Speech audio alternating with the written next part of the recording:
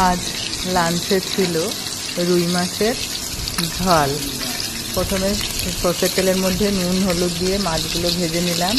তার মধ্যে জিরে তেজপাতা শুকনো লঙ্কা ফোড়ন দিলাম, দিয়ে আদা কাঁচা লঙ্কা শুকনো লঙ্কা গুঁড়ো জিরে গুঁড়ো ধনে গুঁড়ো কাশ্মীরি লঙ্কা গুঁড়ো আর টমেটো দিয়ে ভালো করে মশলাটাকে অনেকক্ষণ ধরে ভালো করে কষিয়ে যখন মশলা থেকে আস্তে আস্তে করে টমেটোটা গলে যাওয়ার পরে মশলাটা পুরো ম্যাশ হয়ে গেল, কষিয়ে নিয়ে তারপরে তেল যখন বেরিয়ে গেল তখন হালকা জল দিয়ে দিলাম। জল দিয়ে জলটা ফুটে উঠলে মাছগুলো দিয়ে দিলাম। মাছগুলো দেওয়ার পরে একটু ফুটে উঠলে তারপরে একটু গরম মশলা দিয়ে নামিয়ে নিলাম। হয়ে গেল মাছের ঝাল।